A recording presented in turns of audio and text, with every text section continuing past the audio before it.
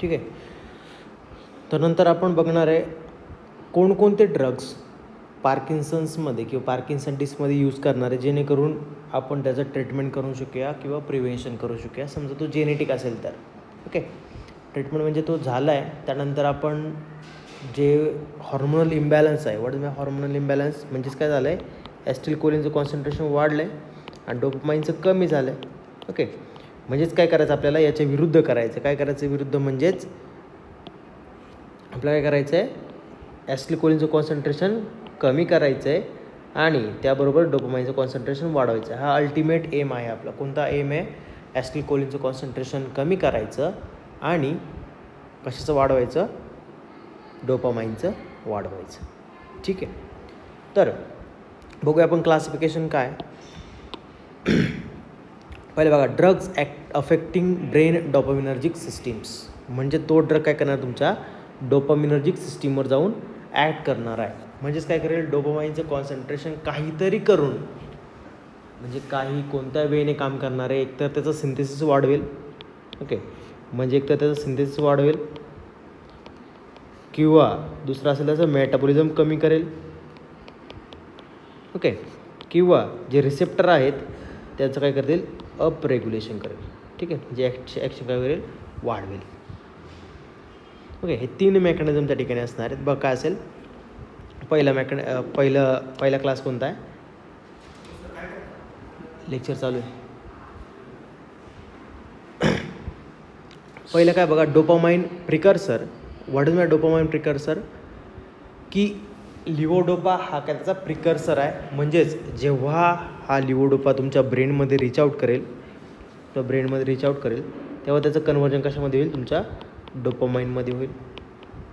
ठीक आहे, म्हणजेच काय पहिलं झालं, सिंथेसिस वाढवणारे. म्हणजेच काय, आपण मगाशी बघितलं काय, असं 3 वेने करतील. काय करतील, एकतर त्याचं सिंथेसिस वाढवतील, दुसरं करतील त्याचं मेटाबॉलिझम कमी करतील आणि तिसरं असणार रिसेप्टारवर अप रेग्युलेशन करतील. म्हणजे कमी ड्रग्समध्ये जास्तीत जास्त रिस्पॉन्स प्रोड्यूस करायला काय करतील, भाग पाडतील. ठीक आहे. त्यानंतर नेक्स्ट असेल डोपामिनर्जिक ॲगोनिस्ट. ब्रोमोक्रिप्टिन, रोपिनिरोल, प्रामिपेक्झोल हे काय ड्रग्ज आहेत, काय करणार, तुमच्या डोपामिनसारखी ॲक्शन प्रोड्यूस करणार आहे. ओके, डोपामिन सारखी म्हणजे ॲगोनिस्ट म्हणजे काय, the drug which bind to the receptor and produce similar action like the endogenous agonist. Okay, endogenous agonist जो असणार त्याच्यासारखी ॲक्शन प्रोड्यूस करेल, which having specific affinity and specific intrinsic activity. ठीक आहे. तर नेक्स्ट असेल COMT inhibitor. What is my COMT inhibitor, catechol O methyl transferase inhibitor. हे कोणतं एन्झाईम आहे, काय करणार, तुमच्या कॅटेकोलामाइन्स असणार, म्हणजे ॲड्रेनलिन असेल, नॉरॲड्रेनलिन असेल किंवा डोपामाइन असेल, याला काय करताय, मेटाबॉलिझम करून टाकणार आहेत. हे एन्झाईम आहे. ओके, मग यांना इनिबिट करणार कोणकोणते ड्रग असतील, एंटाकॅपॉन असेल, टोलकॅपॉन असेल. त्यानंतर peripheral decarboxylase inhibitor. What is peripheral decarboxylase inhibitor, डोपामाइनचं कन्व्हर्जन डोपा डिकार्बोक्झिलेज एन्झाईम काय करणार, त्याचं कन्व्हर्जन ॲड्रेनलिनमध्ये करणार आहे, नॉर ॲड्रेनलिनमध्ये करणार. ओके, म्हणजेच डोपामाइनची ॲक्शन काय केली जाईल, बंद केली जाईल. आपचं कन्व्हर्जन कशामध्ये होते, नॉर ॲड्रेनलिनमध्ये होते. डोपामाइनची ॲक्शन पाहिजे, पण नॉन ॲड्रेनलिन असल्यामुळे काय होईल, त्याची डोपामाइनची ॲक्शन कमी होईल. मग आपण काय करणार, ह्या डोपा डिकार्बोक्झिलेज एन्झाईमला काय करा, इनिबिट करूया. कोणकोणते ड्रग्ज आहेत, कार्बिडोपा, बेन्सेराझाईड हे काय करतील, ह्या डोपा डिकार्बोक्झिलेज एन्झाईमला इनिबिट करतील, जेणेकरून डोपामाइनचं कन्व्हर्जन नॉर ॲड्रेनलिनमध्ये होणार नाही आणि डोपामाइनची लेवल त्या ठिकाणी ब्रेनमध्ये किंवा पेरिफेरली वाढेल. त्यानंतर नेक्स्ट असेल माओ इनिबिटर्स. माओ बी इनिबिटर्स असेल. माओ म्हणजे काय, मोनो अमायनो ऑक्सिडेज. हे ऑदर एन्झाईम आहे. हे काय करणार, तुमच्या कॅटेकोलामाइन्स या ड्रग्सला किंवा एंडोजिनस अमाइन्सला वगैरे डिग्रेड करून टाकते, मेटाबॉलिझम करून टाकते. मग ह्याच्यामध्ये असेल ड्रग्स सेलेझेलिन, रॅसाग्लिन. ओके, आणि त्यानंतर असेल glutamate NMDA receptor agonist, that is a dopamine facilitator. हा काय तुमचा एक्सायटेड न्यूरो ट्रान्समिटर आहे, याची ॲक्टिव्हिटी वाढवेल ॲमेंडाडिन. ठीक आहे, आपण बघितलेलं आहे. कुठे बघितलं आहे, ॲड्रेनर्जिक सिस्टीममध्ये बघितलेलं आहे हा ड्रग. ठीक आहे, एवढं क्लासिफिकेशन कशात झालं, तुमचं डोपामाइन सिस्टीमवर ॲक्ट करणार आहेत. आपण काय सांगितलं, 3 वेने ॲक्ट करणार आहे. एकतर काय करतील, ते त्या डोपामाइनचं सिंथेसिस वाढवतील. दुसरं, एकतर त्या ड्रगचं मेटाबॉलिझम कमी करतील, सिंथेसिस वाढवतील, मेटाबॉलिझम कमी करतील, किंवा जे रिसेप्टर असतील त्या ठिकाणी ॲक्शन काय करतील, वाढवतील किंवा सिमिलर ॲक्शन प्रोड्यूस करतील. कळाले? काय करणार, एकतर ते सिंथेसिस वाढवतील किंवा मेटाबॉलिझम कमी करतील किंवा रिसेप्टरवर ॲक्शन त्या ठिकाणी वाढवणार आहे, ॲगोनिस्टिक ॲक्शन प्रोड्यूस करणार आहे. हे झालं कोणावर ॲक्ट करणार आहे, drugs affecting brain dopaminergic system. Dopaminergic म्हणजे डोपामाइनच्या रिलेटेड जे काय आहेत, रिसेप्टर असतील, न्यूरोट्रान्समिटर्स असतील किंवा त्याचे व्हेसिकल्स असतील त्या ठिकाणी काम करणार आहेत. ओके, त्यानंतर नेक्स्ट बघूया आपण drugs affecting brain cholinergic system. म्हणजे आता कोलिनर्जिक सिस्टीमवर ॲक्ट करणार आहेत. आपलं काय करायचं आहे, आपलं मगाशी बघितलं आपण काय करणार आहे, आपल्याला माहिती आहे पार्किन्सन काय, एकतर ॲसिटिल्कोलिनचं कॉन्सन्ट्रेशन वाढतं आहे आणि डोपामाइनचं कॉन्सन्ट्रेशन कमी होतं आहे. काय करणार आहे, ॲसिटिल्कोलिनचं कॉन्सन्ट्रेशन वाढणार आहे, डोपामाइनचं कमी होणार आहे. मग इन्स्टेड ऑफ आपल्याला हे बरोबर करायचं, हे चुकलेलं काय झालं आहे, डोपामाइनची कॉन्सन्ट्रेशन कमी झालं आहे आणि ॲसिटिल्कोलिनचं वाढलं आहे. मग आपल्याला काय करायचं आहे, काहीतरी करून या ठिकाणी काय करायचं, डोपामाइनचं कॉन्सन्ट्रेशन म्हणजे ट्रीटमेंट किंवा एम काय, एम ऑफ थेरपी काय, डोपामाइनचं कॉन्सन्ट्रेशन वाढवायचं आहे आणि ॲसिटिल्कोलिनचं कॉन्सन्ट्रेशन कमी करायचं. या ठिकाणी आपण ह्या सिस्टीममध्ये बघितलं की डोपामाइन काही करून म्हणजे सिंथेसिस वाढवलं जाईल, मेटाबॉलिझम कमी केलं जाईल आणि रिसेप्टरवर ॲक्शन वाढवली जाईल. या थ्रू काय करतो आपण, डोपामाइन सिस्टीमवर ॲक्ट करतो आणि डोपामाइनचं कॉन्सन्ट्रेशन त्या ठिकाणी वाढवतो आहे किंवा त्याची ॲक्टिव्हिटी त्या ठिकाणी वाढवतो आहे. आता आपल्याला काय करायचं आहे, ॲसिटिल्कोलिनची कॉन्सन्ट्रेशन किंवा ॲक्टिव्हिटी कमी करायची आहे. म्हणजे ॲसिटिल्कोलिनच्या विरुद्ध कोण असणार आहेत, अँटी कोलिनर्जिक ड्रग्स. ओके, जे काय करतील, एकतर रिसेप्टरवर जाऊन बाइंड करतील किंवा ॲसिटिल्कोलिनचं सिंथेसिस, त्यानंतर रिलीज, मेटाबॉलिझम हे वाढवतील. सिंथेसिस कमी केलं जाईल, रिलीज पण कमी केलं जाईल, मेटाबॉलिझम वाढवलं जाईल किंवा ते जे आहे त्याचं ॲक्शन आहे रिसेप्टरवर ती ब्लॉक केली जाईल. ही 4 वेने ॲक्ट करतील. काय असेल बघा, ट्रायफिनिल हेक्झिडिल असेल, प्रोसायक्लिडिन असेल, बिप्रिडिन असेल. हे ड्रग काय करतील, अँटी कोलिनर्जिक ड्रग्स आणि अँटी पार्किन्सन आपण क्लासिफिकेशनमध्ये पण बघितलं अँटी कोलिनर्जिक्समध्ये. आणि नेक्स्ट असेल अँटी हिस्टामिनिक्स. ओके, हिस्टामिन रिसेप्टरवर जाऊन बाइंड करते म्हणजे सिमिलर ॲक्शन असेल जवळपास जी पार्किन्सनचे सिम्पटम्स वाढवते तर ते आपण कमी करूया. ओके, प्रोमेथेझिन असेल, ओनफेंड्रिन असेल. ओके, हे ड्रग्स म्हणजे हे क्लासिफिकेशन काय याचं क्लासिफिकेशन खूप गरजेचं आहे. भरपूर वेळा विचारलं जातं पार्किन्सन आणि अल्झायमर डिसीज भरपूर वेळा विचारलं जातं. ओके, त्याच्यामुळे क्लासिफिकेशन आणि अजून एक जो इम्पॉर्टंट पार्ट आहे आपण तो बघूया. ओके, क्लासिफिकेशन तर इम्पॉर्टंट आहे, याला स्टार करून ठेवटलं तर. त्यानंतरचा नेक्स्ट पार्ट बघूया आपण की लिवोडोपा. ओके, लिवोडोपाचं फार्मेकोलॉजिकल ॲक्शन भरपूर वेळा विचारली गेली आहे. तुम्ही फार्मेकोलॉजिकल ॲक्शन प्रिपेअर करून ठेवा. आता फार्मेकोलॉजिकल ॲक्शन म्हणजे काय असणार आहे, त्याचं मेकॅनिझम ऑफ ॲक्शन बघणार आहे आपण. मगाशी कॅटेगरी बघितली, काय असेल कॅटेगरी याची, काय बघितली category, precursor for dopamine. Okay, precursor dopamine. What is the precursor, गरजेचं आहे जेणेकरून याच्या थ्रू काय होईल, तुमचं डोपामाइन सिंथेसिस केलं जाईल. बघा काय सांगितलं, mechanism of action. Levodopa is the primary medication use to treat Parkinson disease symptoms. It works by replacing dopamine, a neurotransmitter deficient in the brain of Parkinson patient. म्हणजेच काय या ठिकाणी सांगितलं आपण, ही कोणती ट्रीटमेंट आहे किंवा आपलं ड्रग ॲक्शन कोणती, ही रिप्लेसमेंट. आठवते का कोणकोणते ड्रग्ज ॲक्शन आहे आपल्या, कोणकोणत्या आहेत, CDCR, स्टिम्युलेशन, इरिटेशन, डिप्रेशन, सायटॉक्सिकेशन आणि रिप्लेसमेंट. म्हणजेच काय करायचं, आपल्याला माहिती आहे पार्किन्सनमध्ये काय तर डोपामाइनची लेवल कमी होते किंवा डिफिशियन्सी किंवा त्या ठिकाणी राहत नाही, उरत नाही आहे. मग आपल्याला डोपामाइन त्या ठिकाणी रिप्लेस करायचं आहे. मग आपण काय करणार, त्या ठिकाणी लिओडोपा टाकून देणार. ओके, मग आता आपल्याला काय करणार आहे, लिओडोपाचं बघूया आपण पुढे काय असणार आहे. बघा, crossing the blood brain barrier.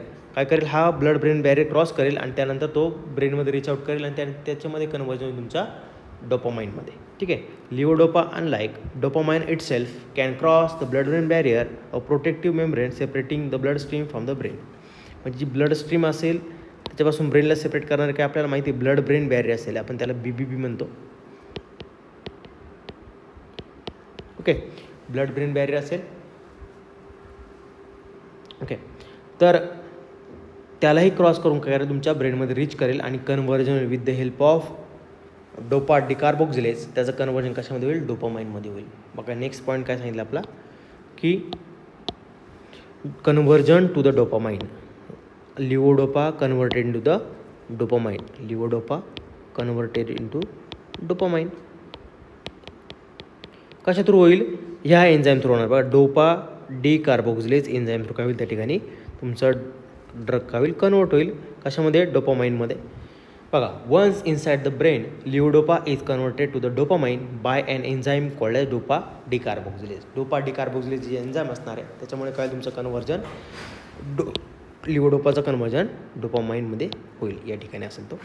त्यानंतर dopamine action. The newly form dopamine helps to stimulate dopamine receptor in the brain. म्हणजेच काय नवीन तुमच्या याच्यापासून जो लिओडोपाचं कन्व्हर्जन कशामध्ये झालं डोपामाइनमध्ये झाले आणि त्याची काय ॲक्शन असेल तुमच्या डोपामाइन रिसेप्टर असणार आहेत. ओके बघा improving movement control and reducing Parkinson symptoms like trimmers rigidity and slowness. काय होईल कमी होऊन जाईल म्हणजेच मसल मुवमेंट त्या ठिकाणी होईल आणि व्यवस्थित जी काय मुवमेंट डिस्टर्ब झालेली आहे due to deficiency of dopamine ती रिप्लेस केली जाईल किंवा व्यवस्थित केली जाईल. समजा रिजिडिटी असेल तर ती कमी केली जाईल, ट्रिमर होत असेल हात थरथर कापत असेल तर तो कमी केला जाईल किंवा स्लोनेस म्हणजे चेंज गेट चेंज करण्यासाठी म्हणजेच काय स्लो म्हणजे बॉडी मुवमेंट स्लो होत असेल हळूहळू होत असेल तर ते काही थोडेसे फास्ट होतील. ओके ठीक आहे कळालं का. त्यानंतर असेल ॲडव्हर्स ड्रग रिॲक्शन. कोणकोणते ॲडव्हर्स ड्रग रिॲक्शन याच्यामुळे होणार आहेत ह्या लिओडोपामुळे बघा काय काय असेल. Involuntary movement that is a dyskinesia. Involuntary movement that is dyskinesia. What mean dys and kinesia दोन शब्द आहे. Dys means deficiency and kinesis means movement. Levodopa can causes involuntary twisting. What mean twisting breathing method बघितले jerking movement especially with the long term use.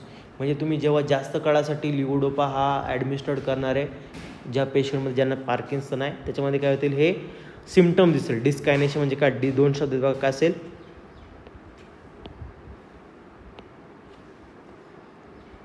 डिस्कायनेशिया म्हणजे दोन शब्द आहे. Dys means disturbance और deficiency and कायनेसिस movement म्हणजे जी movement होती ती होईल कमी होऊन जाईल परत. डिस म्हणजे डिफिशियन्सी और डिफिकल्टी ओके किंवा डिस्टर्बन्स ओके म्हणजे काय जी मुवमेंट होती ती मुवमेंट होणार नाही. त्यानंतर नेक्स्ट असेल कॉमन साईड इफेक्ट बघा असेल नॉशिया ओमिटिंग. त्यानंतर levodopa can irritate stomach leading to the nausea vomiting particularly when taken on the empty stomach. Okay असा एक क्वेश्चन विचारला जाईल की why levodopa does not taken on empty stomach कारण त्याच्यामुळे काय होईल नॉशिया ओमिटिंग होऊ शकेल. ओके त्यानंतर mood swings and confusion. Levodopa can cause psychiatric side effects like anxiety depressions hallucination in some patients.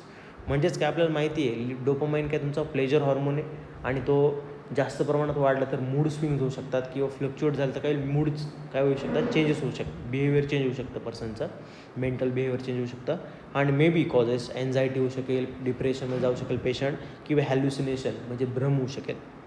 त्यानंतर मुवमेंट प्रॉब्लेम वर्सनिंग म्हणजे जेव्हा आपण ट्रीटमेंट घेत होतो समजा ट्रीटमेंट नव्हतो घेत पार्किन्सनमध्ये आपलं काय होतं ट्रिमर होत होतं रिजिडिटी होत होतं किंवा स्लोनेस झालं होतं पण आपण जसं लॉंगर पिरियड ऑफ टाईम आपण लिओडोपा घेतला तर जी कंडिशन होती फॉर एक्झाम्पल मला पार्किन्सन डिसीज आहे. ओके जेव्हा मला स्टार्टिंगला पार्किन्सन डिसीज होता मी ट्रीटमेंट नव्हतो घेत तेव्हा काय होत होतं मला समजा मी एका दमामध्ये 10 पावलं चालत होतो. ओके 10 पावलं चालत होतो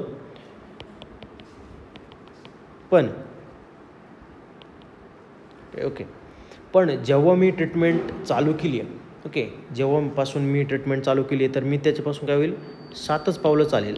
ओके बघा का होईल कारण over the time levodopa effectiveness was decrease.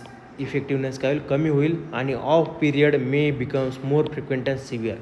मग त्याची काय होईल जास्तीत जास्त डिग्रेडेशन केलं जाईल ह्या एन्झाईममुळे. कोणतं एन्झाईम आहे डोपा डिकार्बोक्सिलेज. ओके आणि जास्तीत जास्त मेटाबॉलिझम झालं डोपामाइन त्या ठिकाणी डिग्रेड केलं गेलं तुमच्या COMTने आणि माओने.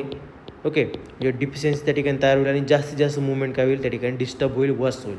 ओके म्हणून ट्रीटमेंट ही मल्टिपल ड्रग थेरपी असेल किंवा स्पेसिफिक आहे अकॉर्डिंग टू द सिम्टोमॅट ट्रीटमेंट दिली पाहिजे म्हणजे ते सिम्टम्स असतील त्याच्यानुसार ट्रीटमेंट दिली पाहिजे. ओके त्यानंतर बघा नेक्स्ट सगळ्यात इम्पॉर्टंट पार्ट हा आहे की क्लासिफिकेशन असेल दुसरा पार्ट असेल हा. ओके हा क्वेश्चन भरपूर वेळा विचारला गेला आहे why levodopa given in combination with carbidopa. Okay आपण मगाशी क्लासिफिकेशन बघितलं क्लासिफिकेशनमध्ये आपण काय बघितलं कार्बिडोपाचा क्लास काय हा पेरिफेरल डिकार्बोक्सिलेज इनिबिटर. ओके आणि लिओडोपाचा काय क्लास आहे डोपामाइन प्रिकर्सर. ओके बघा पुढे काय असेल हा क्वेश्चन भरपूर वेळा विचारत होतो बघा काय असेल why levodopa given in combination with carbidopa. आपण आधी बघितलेलं आहे आय थिंक. ओके एन्झाईम इनिबिशनमध्ये, ठीक आहे. म्हणजे मेटाबॉलिझमच्या पार्टमध्ये एन्झाईम इनिबिशनमध्ये आपण बघितलेलं आहे. तर आपण एकदा रिव्ह्यूज करू. बघा काय असेल, levodopa is mainstay of the Parkinson disease treatment. What is mainstay? Important म्हणजे सगळ्यात, म्हणजे फॉर एक्झाम्पल एखादा आजार झाला त्याच्यामध्ये DOC असणार आहे, तर ड्रग ऑफ चॉईस हाच असणार लिओडोपा. कारण हा डिरेक्ट काय करतो, लिओडोपाचं कन्व्हर्जन तुमच्या डोपामाइनमध्ये होते आणि तेच तुम्हाला पाहिजे पार्किन्सनमध्ये. पार्किन्सनमध्ये काय झालं, डोपामाइन कमी झाले आणि त्याची रिप्लेसमेंट काय करणार, लिओडोपा करेल. Is co administered with carbidopa due to the strategic enzymatic manipulation. म्हणजे काय या ठिकाणी एन्झायमॅटिक मॅनिप्युलेशन त्या ठिकाणी केलं जाईल आणि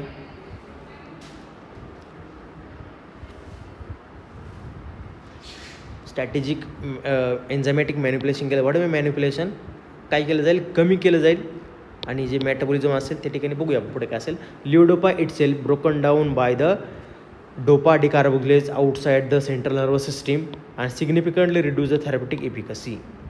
Carbidopa is peripheral dopa decarboxylase inhibitor and prevent breakdown of allowing more levodopa reach to the brain for the conversion of dopamine and ultimately elevating Parkinson's symptoms. Okay, आता हे थोडंसं हार्ड लँग्वेजमध्ये दिलेलं आहे, थोडं सिम्पल लँग्वेजमध्ये तुम्हाला कळून घेऊ, तुम्ही लिहिशाल.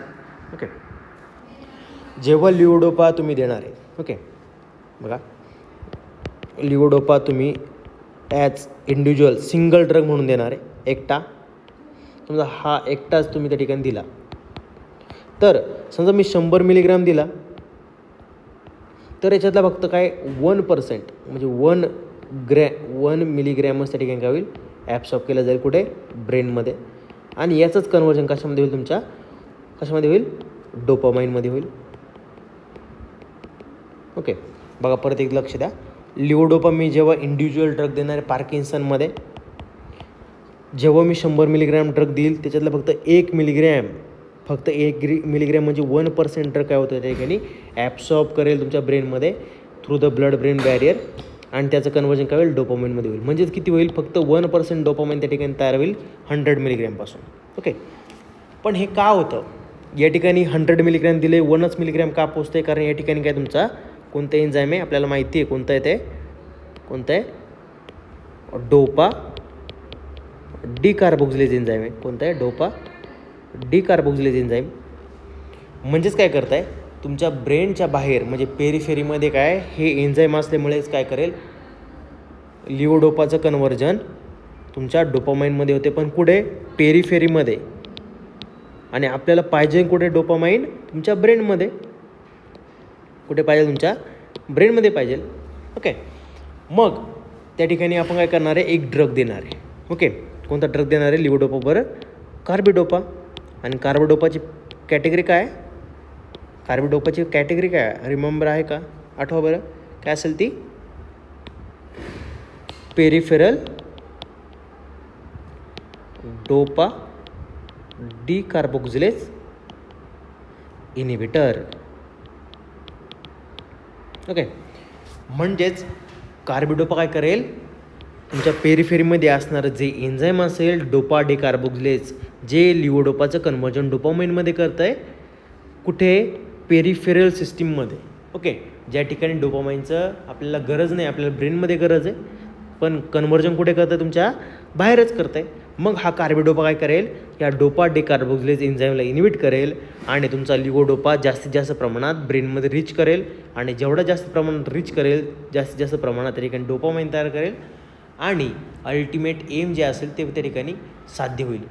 ओके, म्हणजेच काय, लिओडोपाचं कॉन्सन्ट्रेशन ब्रेनमध्ये वाढवण्यासाठी आपण त्या ठिकाणी काय करणार आहे, हा कार्बिडोपा ड्रग त्या ठिकाणी त्या लिओडोपाबरोबर देणार आहे फॉर द सिनर्जिस्टिक इफेक्ट किंवा strategic manipulation of the enzymatic reactions. ठीक आहे, कळलं का, हे भरपूर वेळा विचारलं जातं, 2 मार्कला, 4 मार्कला. ओके, किंवा 2 मार्कला क्लासिफिकेशन विचारलं जाईल, 1 मार्कला डेफिनेशन विचारलं जाईल आणि 2 मार्कला परत हे गिव्ह रिझन विचारलं जाईल. ओके, भरपूर वेळा विचारलं गेलं, त्याच्यामुळे प्रिपेअर करून ठेवा. ओके, हे झालं आपलं पार्किन्सन डिसीज. त्यानंतर असेल next Alzheimer disease. What is my Alzheimer disease, त्यासारखाच डिसीज आहे जसं आपण पार्किन्सन डिसीजमध्ये बघितलं. काय बघितलं, Parkinson disease it is a neuro degenerative disease. Okay, sorry, disorder. Okay, disorder म्हणजे काय, आपल्या बॉडीमध्ये आपोआप तयार होईल किंवा बाहेरच्या फॅक्टरमुळे पण तयार होऊ शकते. ओके, जे एन्व्हायरमेंटल फॅक्टरमुळे पण होईल आणि आपल्या बॉडीच्या इम्पेअरमेंटमुळे किंवा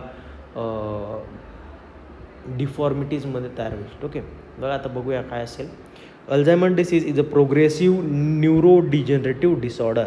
प्रोग्रेसिव्ह वाढत आहे, प्रोग्रेसिव्ह हा काळानुसार वाढतच जाणार आहे. ओके, अल्झायमर डिसीज बरा होत नाही, तो काय तो वाढत जातो. Meaning it involves gradual breakdown and death of nerve cells in the brain. ब्रेनमध्ये काय होईल, तुमच्या नर्व सेलचा काउंट कमी होईल किंवा त्या नर्व सेल्स म्हणजे न्यूरॉन काय होतील, डेड होतील. आणि न्यूरॉनचं काम काय, to store memory, to think and make sensual किंवा सेन्सेशनल बिहेवियर. म्हणजे व्यवस्थित किंवा रिफ्लेक्स ॲक्शन व्यवस्थित रिस्पॉन्ड करायचं आहे. ओके, समजा तुमच्या बॉडीमध्ये किंवा तुमच्या ब्रेनमध्ये ते नर्व्स डॅमेज झाले किंवा नर्व्स डेथ झाले नर्व सेलची, तर त्या ठिकाणी काय होईल, त्या ठिकाणी मेमरी स्टोअर करणार नाही बॉडी, त्यानंतर थिंक करू शकणार नाही बॉडी किंवा रिस्पॉन्ड करू शकणार नाही सिम्पल गोष्टींना. आणि ह्याच गोष्टीला आपण काय म्हणणार आहे, अल्झायमर डिसीज म्हणणार आहे. बघा, it is the most common cause of dementia. Dementia म्हणजे काय, लॉस ऑफ मेमरी. का होणार आहे मेमरी लॉस, कारण या ठिकाणी काय झालं, डेथ ऑफ न्यूरॉन किंवा नर्व सेल झालेला आहे. General terms for the decline of cognitive abilities. What mean cognitive abilities,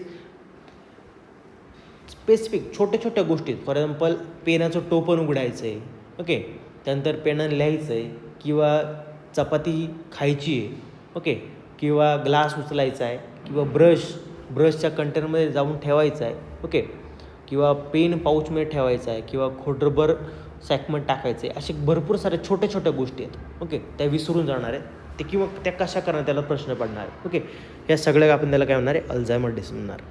आता आपण बघूया कॉजेस. ओके, आपण परत एकदा अल्झायमर डिसीजची डेफिनेशन बघूया काय असेल. Alzheimer disease is a progressive neuro degenerative disorder, meaning it involves a gradual breakdown and death of the nerve cells in the brain which causes loss of memory, thinking capacity and behavioural changes in the person. Okay, त्यानंतर असेल causes. कोणकोणते causes आहेत की कशामुळे Alzheimer disease होऊ शकेल. पहिला असेल प्लॅक अँड टँगल्स. प्लॅक अँड टँगल्स, व्हॉट इज प्लॅक, काय असणार, थर्स असणार आहे मेंदूवर. ओके, मेंदूवर थर्स असेल पण कशाचा, बघा आपण बघूया. टँगल्स म्हणजे तेच, समजा तुमच्या ग्रे मॅटरमध्ये किंवा व्हाईट मॅटरमध्ये तो थर साठला किंवा ब्रेनच्या बाहेरून जे पाय मॅटर, दुरा मॅटर, आर्कनोड मॅटर त्या लेयर्समध्ये त्या ठिकाणी थर्स असला किंवा ब्रेनवर ग्लायल सेल्समध्ये थर्स असला हा ॲम्युलॉइड प्रोटीनचा. आणि समजा तोच तुमच्या न्यूरोनल बॉडीमध्ये गेला. न्यूरोनल बॉडी म्हणजे कोणती, हे तुमचं न्यूरॉन आहे, या ठिकाणी ह्या पार्टमध्ये हे गेलं त्याला पण म्हणूया टँगल्स म्हणूया. ठीक आहे,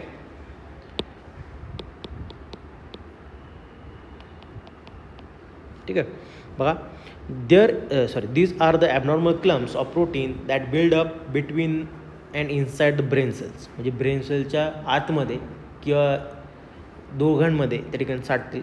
प्लॅक्स are mainly or primarily composed of protein that is called as beta amyloid protein and which tangles consist of another protein that is tau. Okay, हे दोन क्वेश्चन भरपूर वेळा मला वाटतं 2020च्या जीपॅटच्या क्वेश्चनमध्ये जीपॅटच्या पेपरमध्ये आले होते की अल्झायमर डिसीजमध्ये कोणकोणते प्रोटीन्स या ठिकाणी सापडतात किंवा कशामुळे त्या ठिकाणी अल्झायमर डिसीज होतो. ठीक आहे, नेक्स्ट असेल neuro degeneration. What mean neuro degeneration, काय होईल, न्यूरॉनचं डिजनरेशन. जनरेशन म्हणजे नवीन तयार होतील, डी म्हणजे deficiency or deformation. Okay, the build-up of plaque and tangle disturb the communication between the brain cells and eventually leads to their death. म्हणजे काय होईल त्या ठिकाणी, जे प्लॅक आणि टँगल्समुळे काय होईल, कम्युनिकेशन त्या ठिकाणी ब्रेन सेल्स म्हणजे न्यूरोनल सेल्स असतील त्याच्यामध्ये कमी होईल आणि may causes death of neuronal cells. This degeneration particularly in the areas of brain crucial for the memory, learning. म्हणजे जो ब्रेनचा एरिया आहे ज्या ठिकाणी तुम्ही मेमरी स्टोअर करून ठेवताय किंवा नवीन गोष्टी शिकलेल्या साठवून ठेवताय, ओके, त्या ठिकाणी डिस्टर्ब केला जाईल. म्हणजे मेमरी करप्ट होईल. फॉर एक्झाम्पल मोबाईलमध्ये समजा मोबाईल रिसेट केला तसं काय होतं, किंवा डाटा क्लिअर केला तर काय होतं, पूर्ण डाटा निघून जातो. तसंच काय होईल, ह्या ब्रेनमधला डाटा जे स्टोअर असणार आहे, स्टोअर स्पेस असेल ती कमी होईल किंवा करप्ट झाल्यासारखं वाटेल. ओके, म्हणजे जे लक्ष ठेवलेल्या गोष्टी आहेत, मेमरी आहे, ती काय होईल, निघून जाईल, ते आठवणार नाही. त्यानंतर हा एक कॉजेस काय बघा, एज. ज्यांचं वय जास्त आहे, 65 वर्षापेक्षा जास्त, त्यांच्यामध्ये हे अल्झायमरचे सिम्पटम दिसू लागतात. May be causes genetics. Okay, having a family history of Alzheimer disease increase your risk. म्हणजे समजा तुम्हाला घरामध्ये एखाद्या तुमच्या पर्सनला अल्झायमर डिसीज असेल तर तुम्हालाही होऊ शकेल. नंतर लाईफस्टाईल ऑर फॅक्टर्स बघा, अनकंट्रोल हाय ब्लड प्रेशर याच्यामुळे पण होईल. नंतर डायबिटीस असेल तर होईल, किंवा हेड इंजुरीमुळे त्या ठिकाणी काय होईल,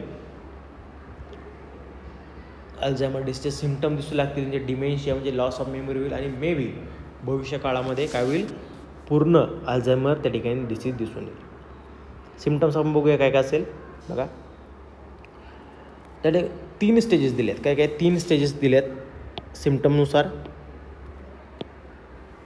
अर्ली स्टेज म्हणजे छोट्या छोट्या गोष्टी, किंवा ही स्टार्टिंगची स्टेज आहे अल्झायमर डिसीजच्या. Difficulty remembering recently learn information, misplace items, mild problem with judgement are common.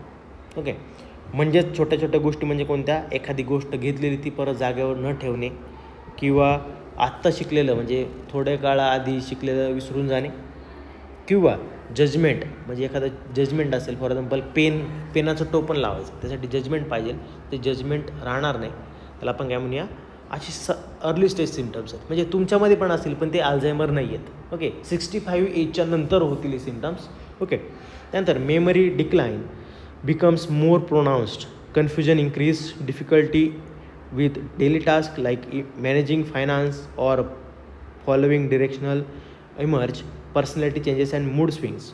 Okay, याच्यामध्ये काय होईल, रस्ता चुकणे, किंवा पैसे विसरणे, किंवा पैसे कुठे ठेवले ते आठवणार नाही, किंवा कुठे खर्च केले ते कळणार नाही, किंवा पैसे घ्यायचे विसरूया, किंवा पैसे द्यायचे विसरूया. ओके, अशा गोष्टी. ओके, किंवा मग एखाद्या वेळेस याच्यामध्ये सेकंड कंडिशनमध्ये एखाद्या वेळेस कपडे वेअर करायचं पण विसरून जाईल. Okay, normal for example tie घालायचं विसरेल, एखाद्या वेळेस आयडेंटिटी कार्ड घालायचं विसरेल. ओके, अशा गोष्टी सेकंड स्टेजच्या आहेत. बघा मग आता त्यानंतर असेल late stage, significant memory loss, disorientation and difficulties communication become prominent, dependence on other for the basic care, physical decline are common in the later stage. म्हणजे याच्यामध्ये पूर्ण मेमरी लॉस होऊन जाईल. म्हणजे तुम्ही कोण आहात, तुम्हाला काय करायचं आयुष्यामध्ये ते सगळं विसरून असाल. डिसओरिएंटेशन म्हणजे तुम्हाला या ठिकाणी मी काहीतरी शिकवतो आहे किंवा काहीतरी सांगतो आहे पण तुमचं लक्ष दुसरीकडे असणं, याला आपण डिसओरिएंटेशन म्हणणार आहे, किंवा अचानक दुसरं काहीतरी आठवणार आहे. त्यानंतर डिफिकल्टी इन कम्युनिकेशन म्हणजे दुसऱ्याबरोबर संवाद साधता येणार नाही, किंवा पूर्ण विसरून जाणारे, डिपेंडन्स होणार दुसऱ्या पर्सनवर पूर्णपणे, म्हणजे फिजिकल किंवा मेंटल नीड भागवण्यासाठी काय तुम्ही पूर्ण दुसऱ्यावर अवलंबून असणार. हे सिम्पटम्स आहेत की आपण परत रिवाईज करूया. बघा सिम्पटम्स काय असेल, मेमरी लॉस होईल, सोशल विड्रॉल म्हणजे सोशल वेलबिंग बरोबर आपण कॉन्ट्रॅक्ट ठेवू शकणार नाही, डिफिकल्टी विथ प्लॅनिंग आपण ठरवलेले प्लॅनिंग बरोबर आपण जाऊ शकणार नाही, प्लॅन फॉलो करू शकणार नाही, confusion with time and place आपण किती वाजता काय करतो आहे ते आपल्याला कळणार नाही, कुठे पण निघून जाऊ, रस्ता विसरू, मिसप्लेसिंग समथिंग्स. ओके, मिसप्लेसिंग बिलॉंगिंग्स म्हणजे तुमच्याकडे जी गोष्ट असेल, फॉर बघा या ठिकाणी दिसते का, पेनच्या याच्यामध्ये ब्रश ठेवला आहे किंवा ब्रश याच्यामध्ये पेन ठेवले आहेत. नंतर डिफिकल्टी कॉन्सन्ट्रेशन होऊ शकणार नाही, मूड स्विंग्स होतील. नंतर difficulty solving simple task, simple गोष्टी करताना अवघड जाईल. ओके, आता रिस्क फॅक्टर्स बघा काय आहेत, कशामुळे होईल, एज वाढल्यामुळे होईल, पुअर स्लीप पॅटर्न्समुळे, फॅमिली हिस्ट्रीमुळे असेल, हेड ट्रॉमा म्हणजे हेड इंजुरी असेल, हाय ब्लड प्रेशर असेल, किंवा स्मोकिंगमुळे पण त्या ठिकाणी काय होईल, अल्झायमर डिसीज होऊ शकतो. त्यानंतर आपण बघूया की कोणकोणते ड्रग्ज ह्या अल्झायमर डिसीजमध्ये वापरतात. आता अल्झायमर डिसीजवर मे बी नोट येते, पॅथोफिजिओलॉजीमध्ये जास्त करून नोट येते, पण याच्यामध्ये फक्त डेफिनेशन वगैरे विचारले गेले 2 मार्क्सला. Okay, symptoms, causes and definition हे तुम्ही प्रिपेअर करून ठेवा. ठीक आहे, बघा ॲसिटिल्कोलीन इस्टरेज इनिबिटर आपल्याला आठवत असेल तर ॲसिटिल्कोलीन इस्टरेज इनिबिटर्स म्हणजे आपण बघितलं तर डोनेपेझिल बघितलं तर, रिवास्टिग्मिन बघितलं तर, गॅलेंटामाइन बघितलं होतं, त्यानंतर अजून फायसोस्टिग्मिन बघितलं होतं, निओस्टिग्मिन बघितलं होतं, स्टिग्मिनची फॅमिली बघितली होती. ओके, पायरिडोस्टिग्मिन पण बघितलं होतं.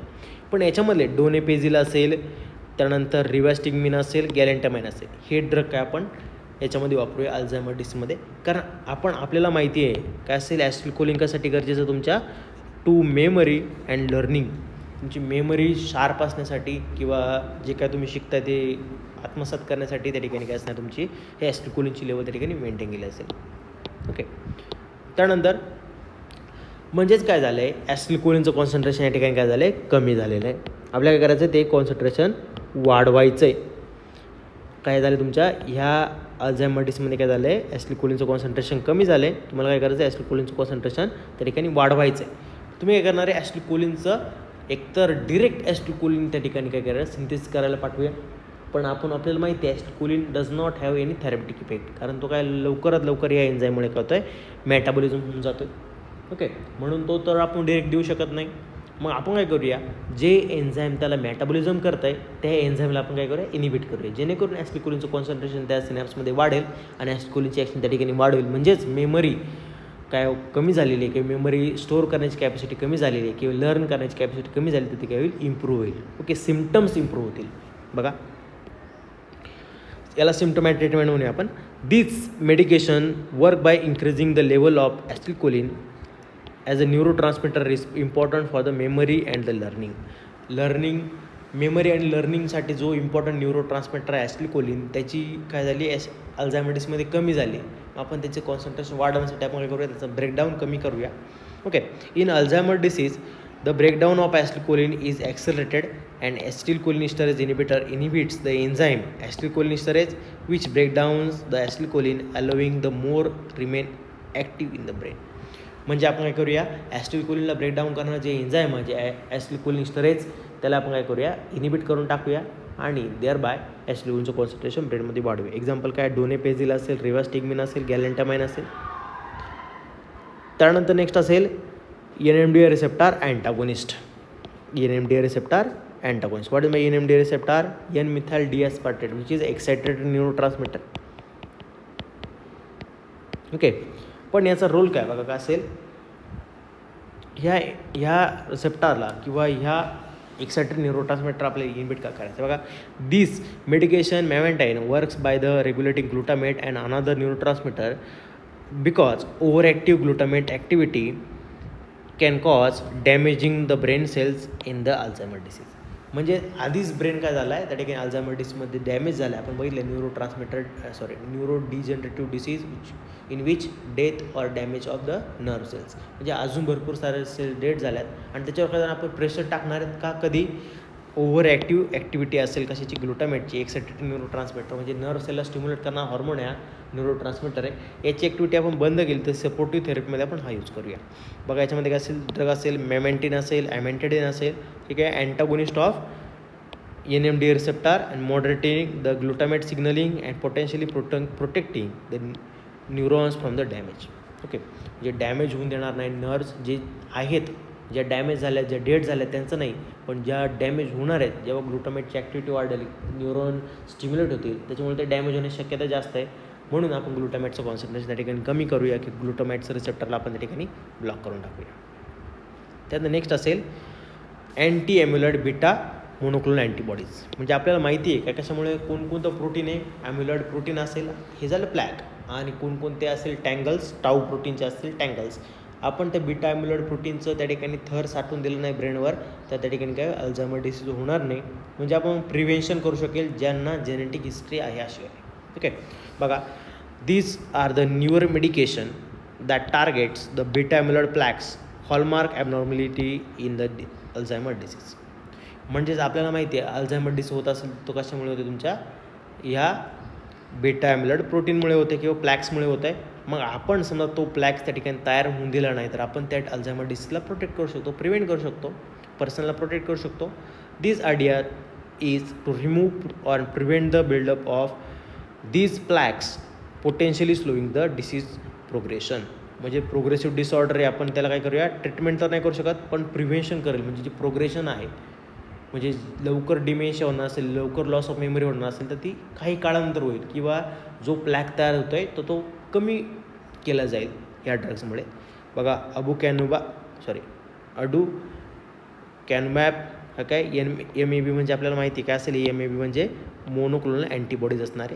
हे करतील तुमच्या या ॲम्युलॉइड बीटा प्रोटीनला काय करतील, बाइंड करतील आणि बॉडीच्या बाहेर टाकून देतील. Okay, first FDA approved drugs in the कशामध्ये, अँटी ॲम्युलॉइड बीटा मोनोक्लोनल अँटीबॉडीज. याच्या जीपॅटमध्ये क्वेश्चन येऊ शकेल, कोणता, अडुकॅनुमॅब. हे monoclonal antibodies for the prevention of the formation of beta amyloid plaques on the brain. ठीक आहे. एवढं आपलं अल्झायमर डिस होता आणि पार्किन्सन डिस होता. आपण काय काय बघितलं आपण एकदा रिवाईज करूया. काय काय बघितलं आपण, एकतर आपण बघितलं पार्किन्सन डिस म्हणजे काय, डेफिनेशन बघितली. नंतर आपण बघितले कॉजेस बघितले, कॉजेस कशामुळे होत, age, family history, exposure to toxins, हे आपण सिम्टम्स बघितले, कोणकोणते सिम्टम्स होतील. त्यानंतर आपण बघितलं पार्किन्सन डिसचं classification which is very important. त्यानंतर असेल आपण बघितलं की लिओडोपाचं फार्मॅकॉलॉजी बघितली. ओके. त्यानंतर त्याच्या नेक्स्ट पार्ट आहे why levodopa given in the combination with carbidopa, हे खूप गरजेचं आहे. हा क्वेश्चन रेडी करून ठेवा. आणि त्यानंतर बघितलं आपण अल्झायमरची डेफिनेशन बघितली, कॉजेस बघितले, सिम्टम्स बघितले. ओके. त्यानंतर आपण बघितलं कोणकोणते कॅटेगरीचे ड्रग आपण बघितले, कोणकोणते वापरणार आहेत, त्या ॲसिटिल्कोलिन इनिबिटर्स बघूया. त्यानंतर एन मिथाईल डिॲस्पार्टेट रिसेप्टर अँटागोनिस्ट बघितलं. आणि तिसरं असेल अँटी ॲमिलॉइड बेटा मोनोक्लो अँटीबॉडीज, म्हणजे जे ॲमिलॉइड प्रोटीनचं प्लॅक तयार होतं आहे त्याला इनिबिट करणार बघितलं. ठीक आहे, एवढं करून घ्या.